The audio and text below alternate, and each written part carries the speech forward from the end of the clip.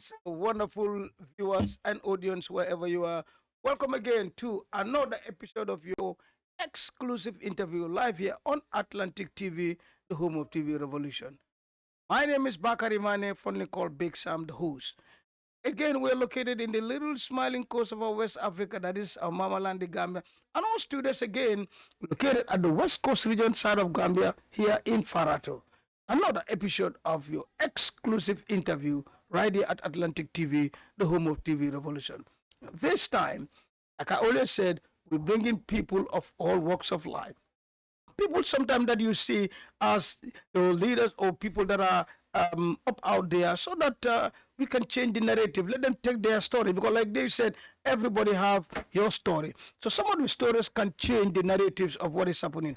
And today my guest is no other than my own Darbat, but of my beef every time, and everybody who come across her, she's definitely out there. This is no other than Annette Camara, the president of the Women Journalists Association of the Gambia, WOJAC.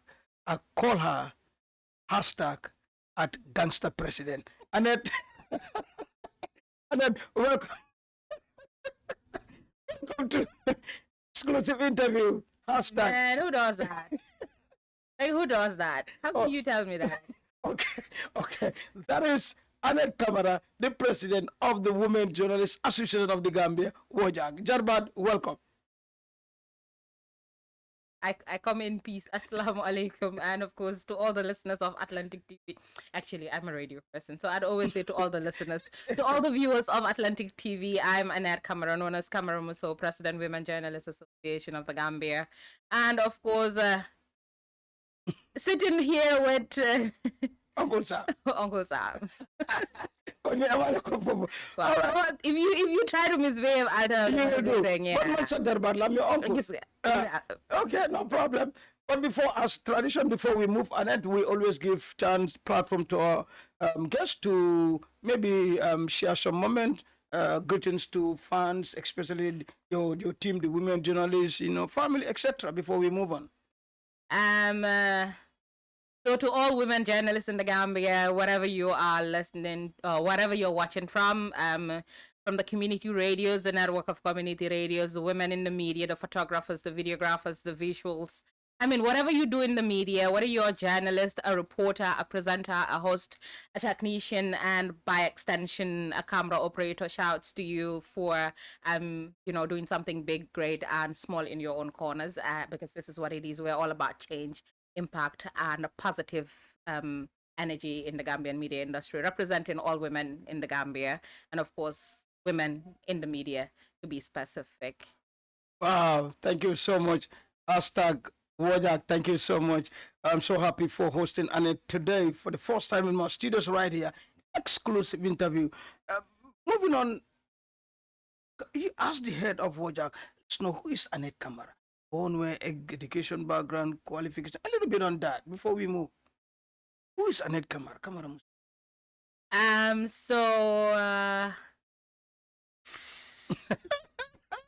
My. I mean, you are. That's it. No, okay. Yeah. Annette born where, etc. So born, brought up, and raised in Banjo, all time, all day, every day. Banjolian exclusively. Oh yeah. Yeah, it doesn't matter where I am, where I go, forever remain a Banjolian, proudly. So you're a refugee in Carnegie? You can call me a refugee, it's all right. You can call me a refugee, it's all right. I mean, basically did my school in my high school in Banjul, graduated from St. Joseph Senior Secondary School, and of course passed through Stratford College of Management, IPAM Institute, professional diploma in mass communications and journalism, Media Academy for Journalism and Communication, an advanced diploma in mass and communication and journalism, and equally, PR and marketing, and currently at the University of the Gambia, third year, second semester, journalism student. Again, love and passion. and basically have done radio all my life. Started going to radio when I was in grade 4 back then in Glory Baptist when KWT was opened. And of course, I remember used to be a very bright student in French. And of course, I don't know, I keep saying this wherever I go to, whatever Cyril Agbe is, whoever know Mr. Cyril from Glory Baptist, he used to be my French teacher.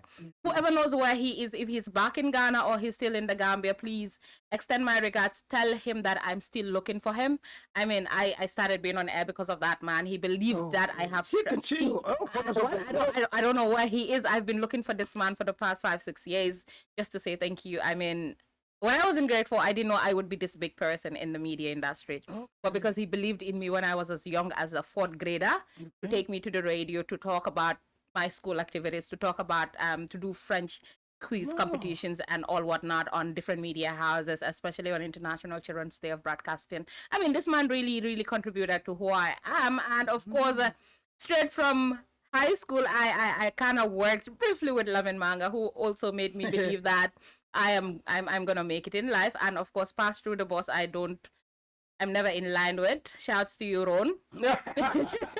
Hey, Mr. Manga and Haruna. Yeah, shouts to you, Ron and Haruna, to you, Ron, and of course, Lamin Manga. And finally, in 2016, I got a call from Choice FM that I was needed there. And I mean, I was in Choice FM from 2016 to 2020. Where I officially left because I had to work with the European Union project in Banjul as a communications officer.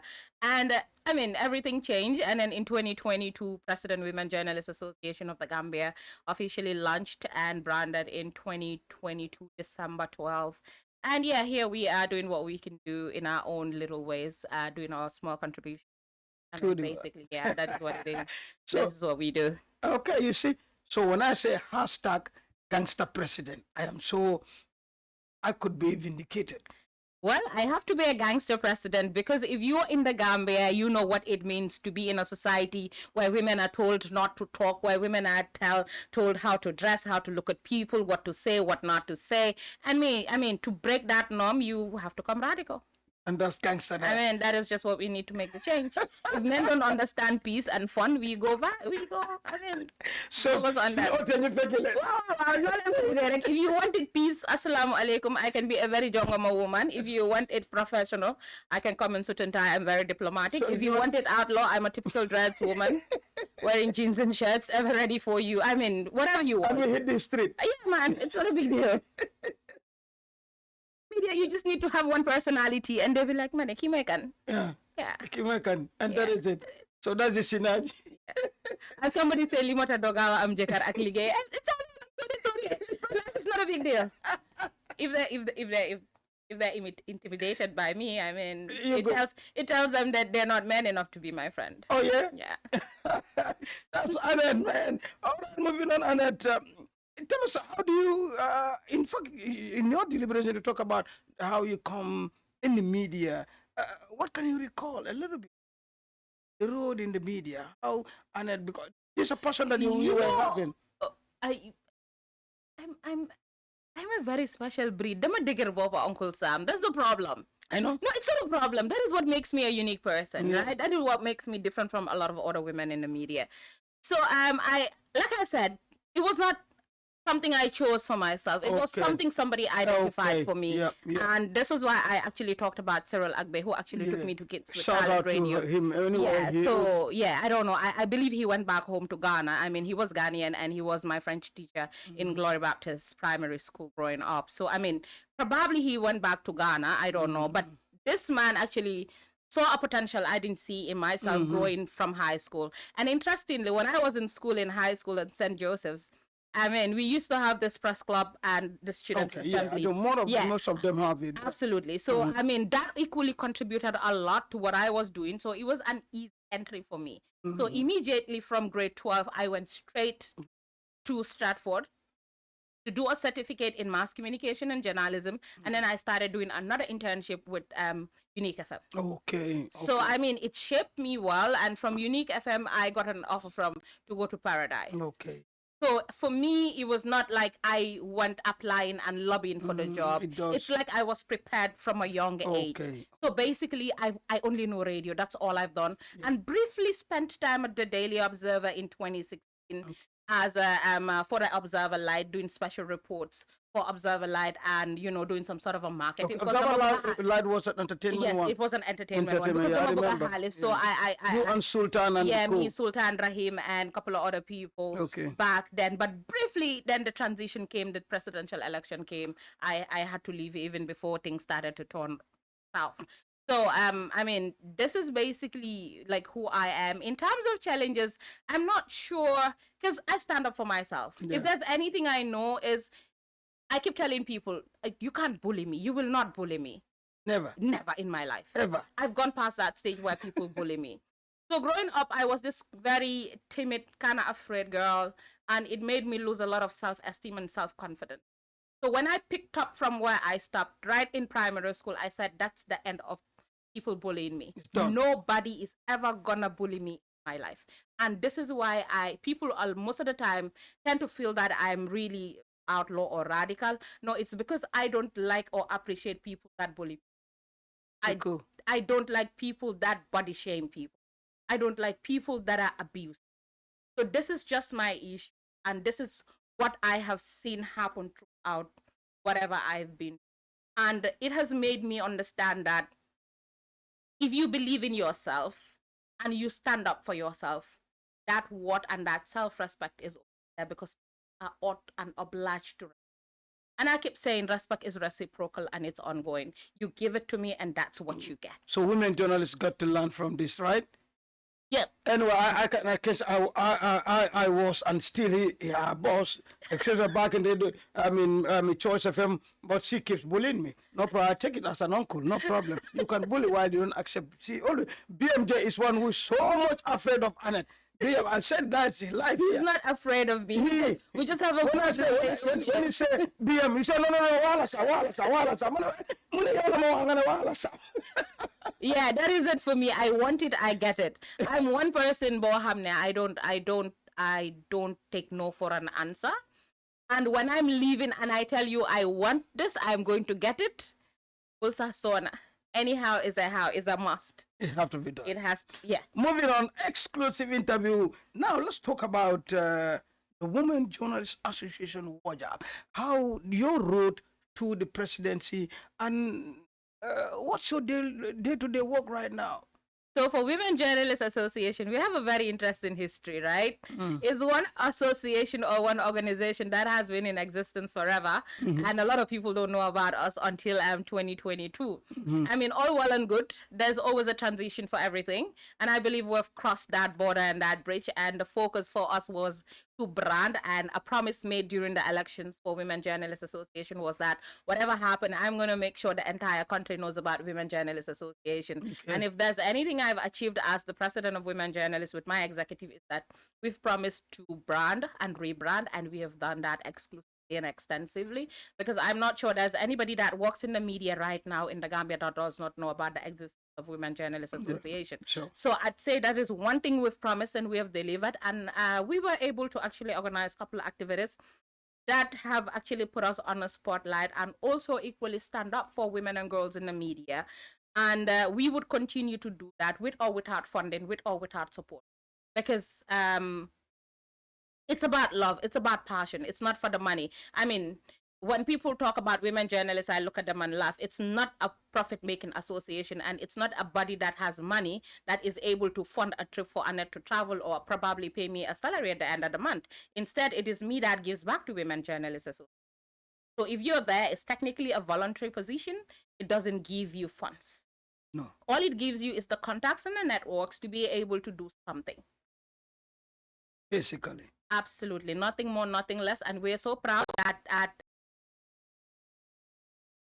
and we were equally proud that we are able to train 20 women journalists on our last mentorship, where we trained 20 women journalists from print, online, and broadcast, both radio and television, for a 6 months mentorship on reporting on women and children, and of course having career guidance by prominent women in the media industry. And then where we had the likes of Amiju Fool, we had the likes of Nene McDowell Gay, we have the likes of Agnes John Tamasi, Dakar, and the Mama Jays, the Fatmata Sites, the Sang Mendes, the Farmer Fofanas. These are names in the media industry that you can't talk about women in the media and you don't talk about them. You can't talk about journalism without talking about these names in the history of Gambia. And I mean, this has never happened in the history of Gambia where women journalists were offered a structured mentorship that was for 6 months, where they had personal interaction with their coaches and their mentors. They were trained on how to write stories, produce stories, and build their leadership skills as well. And another thing we need to look at as well when we started was our first project we've gotten from the Gambia Press Union under the Games project, where we trained 30 women on reporting on women and children. That was our first activity, which was not very big, but I mean, it created a very good impact.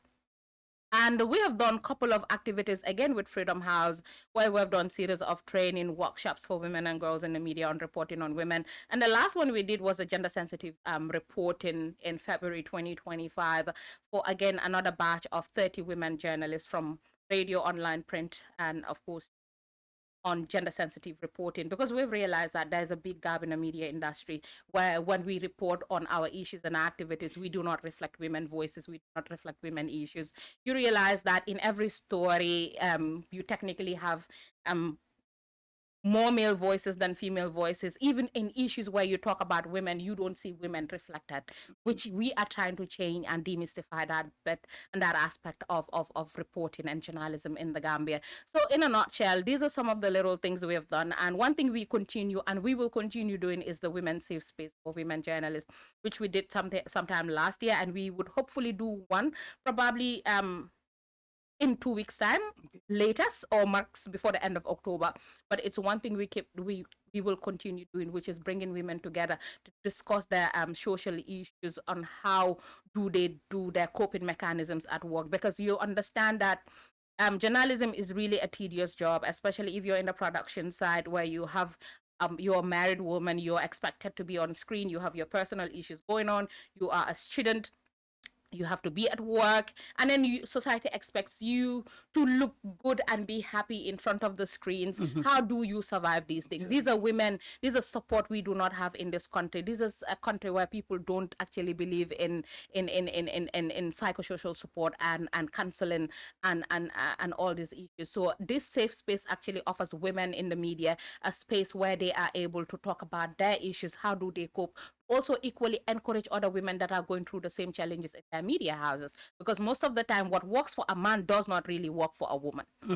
So if a man needs two, a woman needs to double up 3 times to get the same activity going on. So this is just one of the few things we look into for women and girls in the media. Our interest is solely the welfare of women and girls in the media, and of course we have also equally done a school tour or for recruiting young women and girls in schools, in press clubs, on how to write stories, basic journalism stories, and of course do a little bit of advocacy on SGB in the schools, and which we did a tour in rural Gambia. And of course we equally did a tour for community radio, because what we have realized was in the Gambia most of the time all activities about journalism is centered within the combos, although there are a couple of activities that are done in rural Gambia, but how inclusive it is. And that was what tempted, and we felt that it is necessary that we go to every community radio to meet with these women and girls to understand their issues, what they go through, and how they are executing their jobs, and why they need support, and where we can come in to assist them.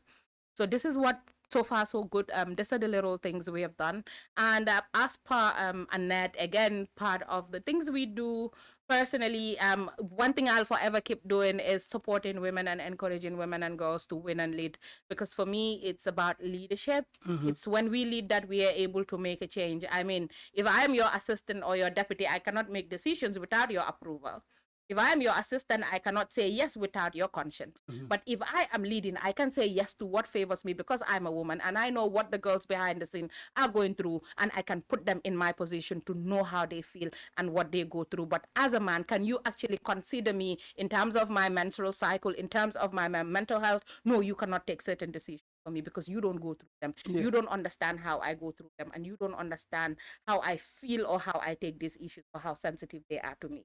So this is why Me, I keep on talking about women in leadership for one reason. Women need to lead to be able to support other women, because it's only when we lead, we know what we go through, and we take decisions that favors us and not take decisions that favors you for me. Well, you're pointing at me like that. Like directly, it's like, Example, I mean, Uncle Sam, you're a manager and you have women working for you. yes, of course, And even you take here. decisions for those women. Even here. Exactly. Yeah. And sometimes when you take these decisions, it's not like you go out and say, hey, Mariama, come, I want to take this decision, but what do you think about it? You don't do that because you are the manager. Yeah. And then you take your discretion to take that decision, sure. not necessarily because you are inconsiderate, but because you feel you're doing the right thing for her. But is that decision the right thing for her? But sometimes maybe the decision I might take Tell you, Uncle Sam, what you do is not right, because they will look at you as a boss and as an elderly person. This is Gambia. We are taught and trained to respect people. It's only few people like me that you take decision and I walk into your office, I tell you, sir, manager, I'm sorry, you took this decision. Yes, it's good, but it's not good for me. Anyway, I will take on behalf. I mean, like what favors the institute. But anyway, moving on. Yes, it's this is not something that is we all seen that when you come into power with the executive, which later I want you to tell us the executive. I mean, you went around the whole country, and then we have seen now more women journalists coming out and doing a lot. Especially, you have a tsunami of them doing camera either in the studios or when you go out to coverage, you see a lot of them with cameras and doing everything. I mean, what's the encouragement from your end, Bojack? So I'd always reference this when I started back then in 2010, 2011, when I was taken to Paradise. And then I personally had interest in being a photographer or a videographer. And then all I saw was the entire Mediamatic. It was just Yarohi. I was like, guys, how can you have Only media? one. Yeah. How can you have Mediamatic? And you have only Yarohi as Jigen in this entire camera? What is going on? And along the line, I started seeing few women that will do these things. And back then, if you're seen as a woman in 2010, I was so young. I could remember I was barely 18. And I saw a lot of men in the field and no woman. Right? So when I started talking about women and girls in leadership, I was like, guys, for me, if there's anything you ask me, the media is bigger than just being on the screen or just being a radio presenter or being a TV presenter. I mean, you can be a technician, you can be a camera operator. What is stopping women from becoming sound engineers?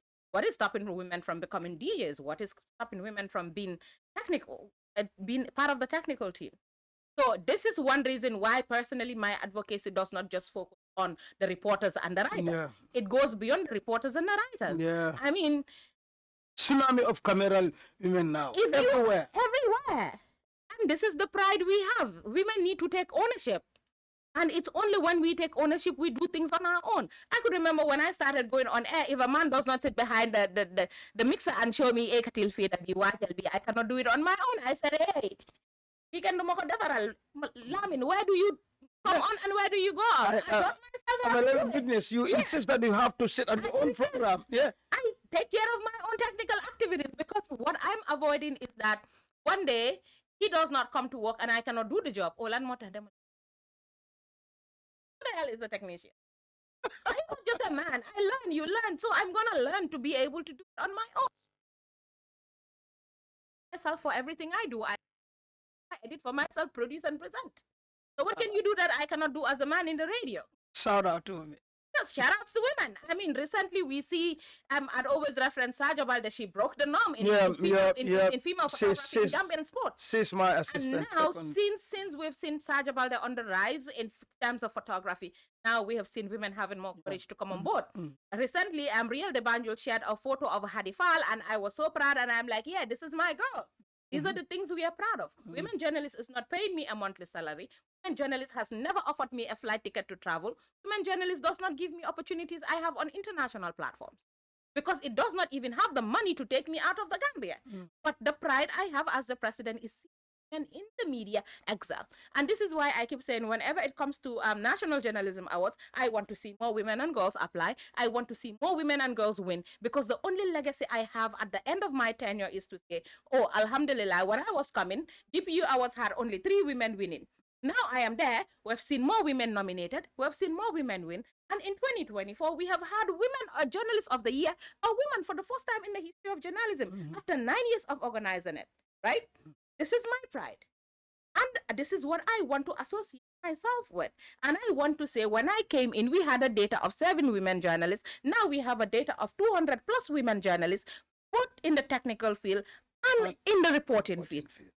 So this is my pride, and this is one thing I'm going to associate myself, and this is just the credit I can brag around with. So Aminata Sise, Kumbisla class, Martin, Tima, The list goes on. the list goes on together. I mean, So right here, there, that's your president right here. You guys need to make me proud. And that moves me to some of the project. Before we go, what the project has coming? You can remember. So when we came in, there was no project for Women Journalists Association. Okay, There was nothing for us there when we came in. It's when we came in that we came with the branding, which we have achieved. We made sure we actually had an official logo. And then we established a website, although it is not very active as of now, but we made sure we had a website. We had a very active handle. And equally, we were able to adopt the drafted constitution, the previous executive drafted, because they only drafted the constitution, but it was never adopted. So it means when we came in, we were able to put our house in order and have the executive members in place and adopted a constitution that governs us as Women Journalists Association, which we are an affiliate to the Gambia Press Union, where we are supposed to pay our annual subscription or dues to the Gambia Press Union as affiliates of the Gambia Press. That's So this is what we are able to do, because when we came, it was dormant. What we had to do was to ensure that the women journalists are up, active, and alive. And that drives me to my very most important part of this interview before we go, and that is, as the president of WOJAC, that is Women Journalism, what is your most important message you want to send out there to? So what I would tell women journalists is what I will tell media managers and media owners and editors, right? Yeah, go ahead, no problem. Go ahead. I said women journalists, said managers, and then, okay, let's go. We are ready to hear you. Go.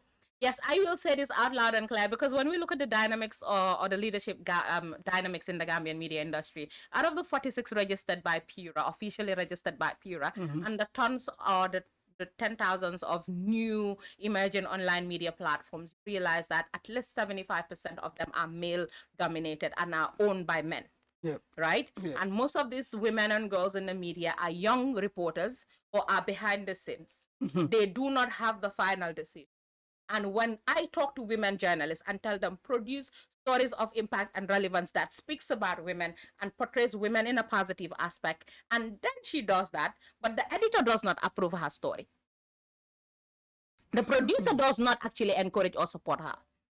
So will that story ever be out on that media platform? It's gonna be difficult. Exactly. So this is why when you tell me talk to women in the media, I say no. I talk to our male allies. I talk to our managers. I talk to our brothers. I mean, we are not here to compete with you. We have our potentials. We know what we can do. We know we can deliver. But then again, we need that partnership and that. It's not a fight. It's not a competition. It's a collaboration. It's a partnership to ensure that there is success and growth for both parties. I mean, if the women and girls in the media are excelling, it sells your media platform. Right. It gives you what you want, because there is potential, there is impact, there is women of substance behind the scene giving you what you deserve in your media. So no matter what I tell women and girls, because they are not the managers, they are not the owners, it's going to be very difficult. Even in instances where women own media houses, their editors, their managers are men. So this is where the issue.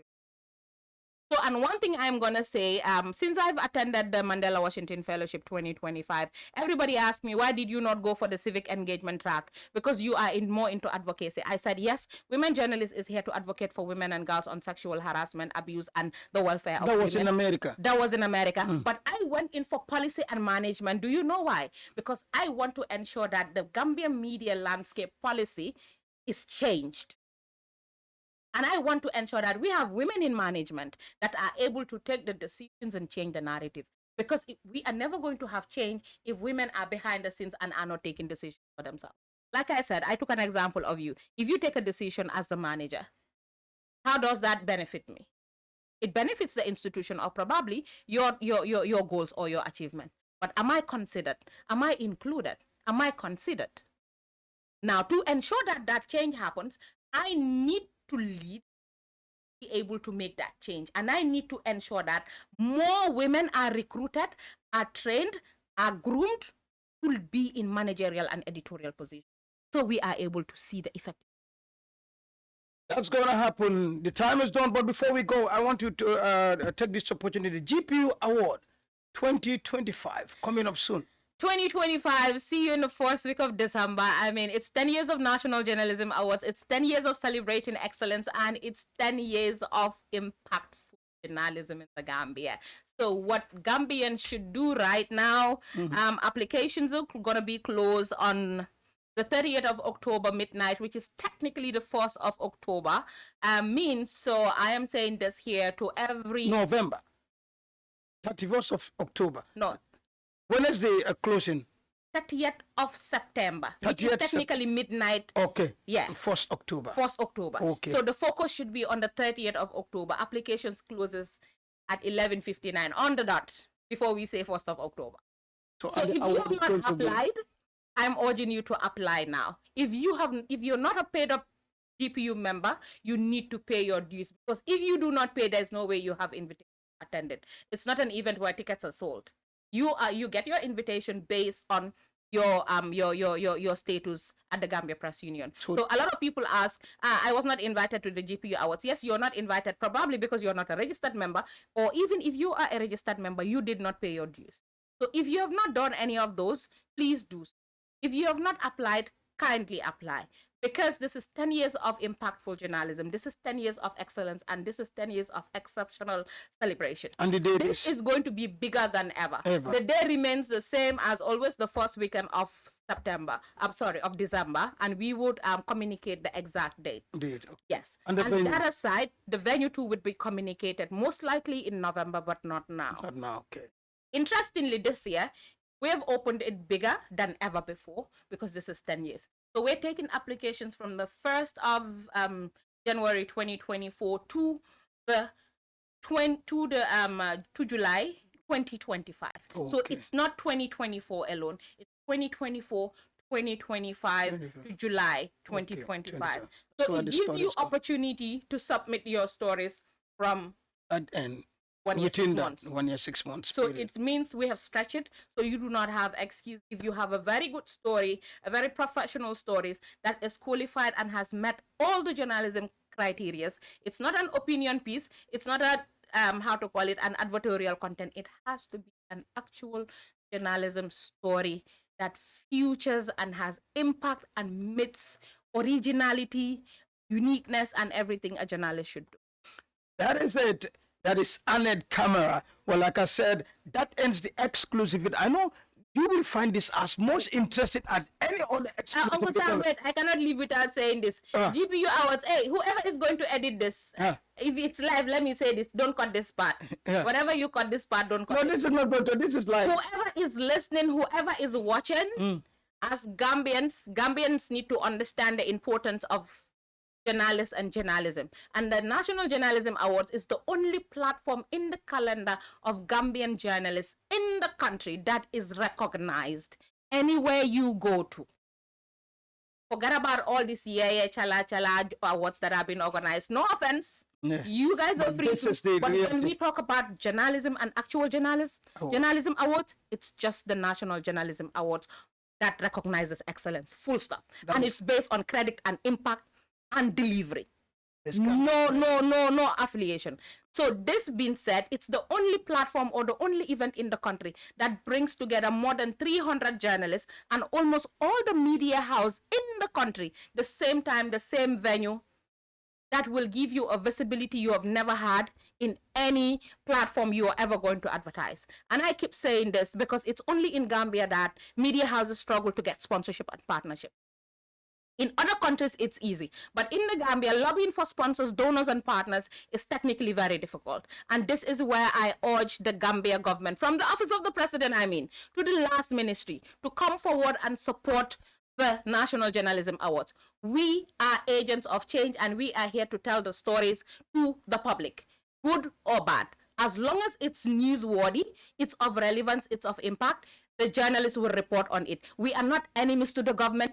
We do not have personal issues with the government or any public figure. So we would continue to practice proper and professional journalism, not vlog journalism, not TikTok journalism, not one mobile man journalism.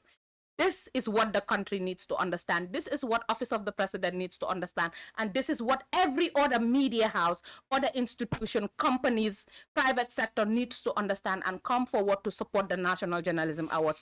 So because somebody wrote a story against your institution doesn't mean you will not support the National Journalism Awards. Come and support. So because you sponsored the National Journalism Awards does not mean that people will not write stories of impact and relevance. National Journalist Award. Thank you so much. And that does it. Like I said, Annette is always fun, to be honest. Well, that is it. That does for the exclusive interview with Annette Camara, the president of the Women Journalists Association of the Gambia, WOJAG. I call him #Jarbar, #at Gangster President. Well, anyway, thank you so much. Before we go, big thanks to my camera assistant, my camera people, and people behind the scene. Kuma Job, Kumbis La Class, Nuinala, Aminata Sise, Tima Bojang, Edward Mwabaji, my favorite cameraman, rider, and Mata Job, the man behind the scene. On that note, thank you so much. We'll be back with more interesting, exclusive interview right here at Atlantic TV, the home of TV Revolution. My name is Bakary Manneh, Big Sam. Bye for now.